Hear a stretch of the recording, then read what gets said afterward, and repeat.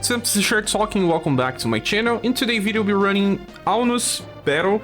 This guy here is finally weak to 3 different physical attacks. It's even easier to farm than for news for some, but maybe harder for the other ones, because this guy has a counter attack against direct attacks. Yeah, we use this type of strategy all the time, and now it's time for revenge. The boss wants to use this on us.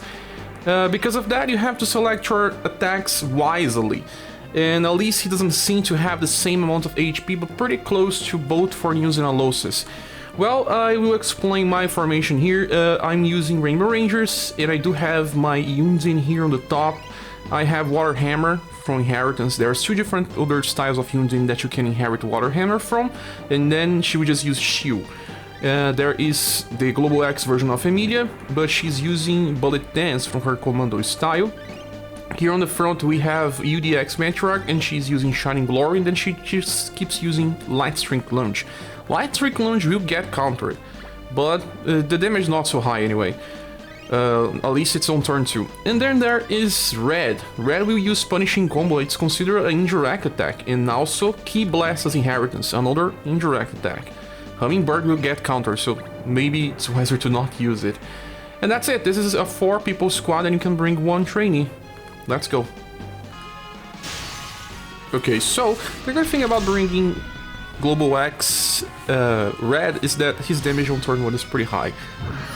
Goes first before Matriarch, but it doesn't change that much. But Emilia deals even more damage than Red because she just does pretty high damage on 2 turns. It's wise to also not bring full HP stuns because this guy is pretty fast. He will also be attacking you. I'm a little lazy to change my stuns, so sometimes I don't change them. That's why my damage is a little limited here sometimes. The good thing about Yunjin is that Water Hammer will, well, be casted many times since she gets 1 more BP compared to other styles.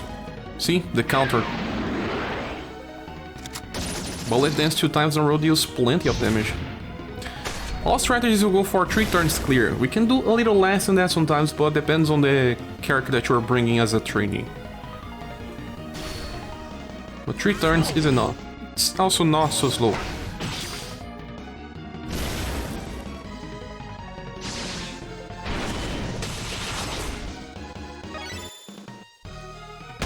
Garrigan's still not maxed. See? He's dead. Didn't offer too much of a threat for now. Well, the second strategy takes a lot more risks, but it's also better because of that. We have Jo in the top. She's the second version because this one deals more damage to single targets. We also have Water Hammer inherited. It's better because it deals physical damage. We are using mages that also do physical damage. You'll see more of them in other formations. Then we have Rufus. Well, Rufus does plenty of damage right from the bat, but then after that you just get paralyzed. Well, you have to work like that. Madeline, we just go for Luna Fulgor, so increase Superm Thunder to 12.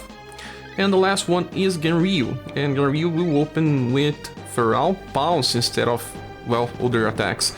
And then after that he can use Ice Tail Slash, another physical attack, just physical attacks with Genryu. And you can bring 1 trainee in this as well. So, I had a lot of luck with my Madeline, but she gets countered. When she attacks, she may sometimes evade because of such a high agility, but Self-Immolation has a guarantee counter. So Luna Fulgor, she heals a little after taking damage, heals a little again, she'll get countered with Self-Immolation, and gets to critical HP. If she dies, it's okay, the remaining characters can still do it, but it would be better if she does not do that. See, we got to the end letter of Aunus. She's still alive, but with 10 HP or something. No, 67. And because she's not dead, she can still attack, and the damage will be pretty high. Genryu is getting encountered, but no worries. See, Aunus is almost dead now.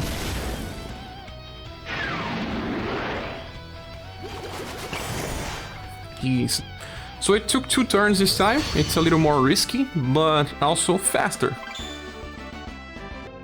Okay, so another strategy is to bring mages that can do any sort of physical damage as well. Like when mages do slash damage, so Shendu is good here, he will use 360 Delta and then Woodstock. Yundin, just like we use it again, Water Hammer and Shield. Bilne will just go for Gale Darts, this is the second version of Bilne. And after that she just goes for Airbolt. If you have the newest one, I don't have the newest Bilne, so she will also do plenty of damage. That's the same case with the newest 4 news, you can use him on the SDR slot for damage, he's pretty good as well. But then Shira, here she just inherits Call Rush because this one is blunt damage, indirect as well, and then after that she just goes for Sorrows. It's good because she also debuffs the boss. In the back you can bring a debuffer or any type of indirect attacker. I'm bringing Claudia here, but it doesn't need to be her, she's a trainee in this position. So it's good to have Yundin on the front, although she deals plenty of damage, but having higher agility will allow her to debuff first. Well, he still has plenty of agility.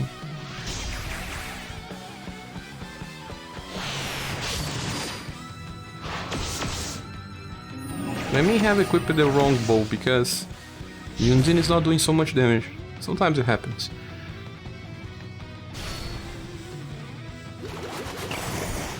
I probably equipped the wrong bow. This squad can do pretty close to 2 turns as well, depending on your equipment, if you don't go for wrong equipment like me. It's good because the other stages are not weak to mages, so at least these mages will get trained.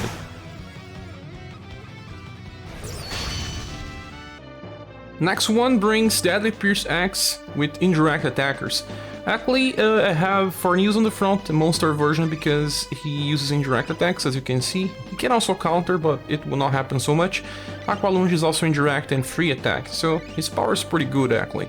And then we have Jamie on the top. Jamie Axe Thrust is indirect, as is his roll Pierce, so he will not get countered. Then there is Emilia. I'll be inheriting Bullet Dance here as well. Forgot to do this right now. And for last we have Fuse, and he would just keep using Trilly Snipe. It hits between 1 to 2 times, so the damage is a little inconsistent, but in the end it matters. So 1 trainee in the back. Okay, the battle started. 4 news. Help me here. Get some counters to help out with damage. But his counter is actually code, so he's not weak to code. This guy actually negates fire damage.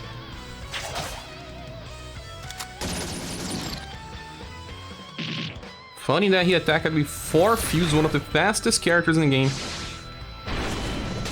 He's not a martial artist, but he's super fast. Maybe you should bring someone with a heal spell in the back.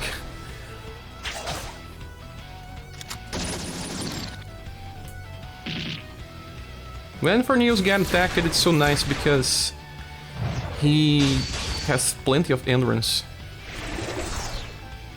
And Emilia is dead. You should not worry too much about someone dying. In the end, it just works out.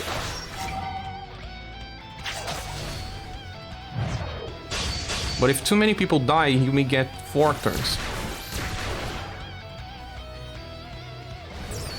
Claudia also works pretty well here, just didn't want to bring her again, since I already used her. Oh, and for last, let me explain something. If you want to filter your characters, you can do it well now because they updated the filter option.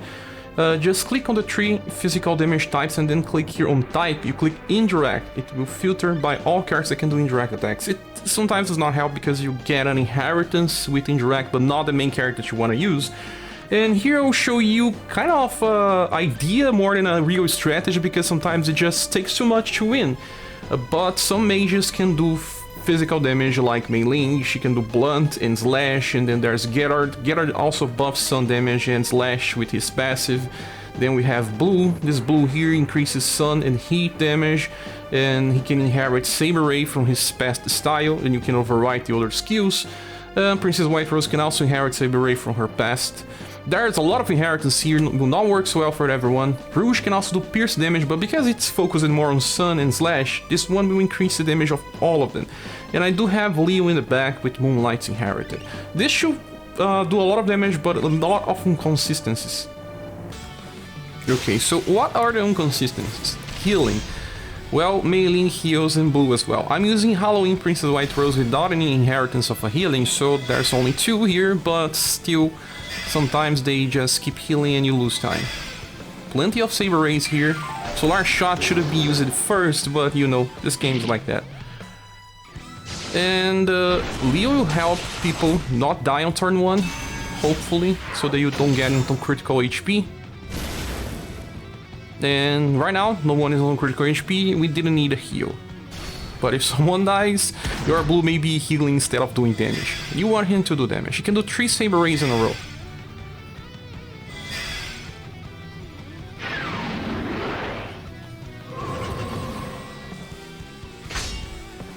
That's good, we will kill him on the turn 3, but sometimes it takes 4 or 5 if they keep healing.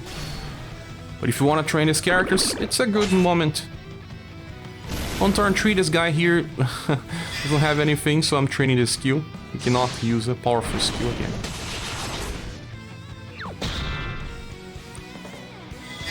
And bye, Aunus. With that, thanks so much for watching this video, I hope it helps you in any way. If you want to support the channel, there are links here in the description. And don't forget to join our Discord server. Hope to see you soon in the next video. Bye.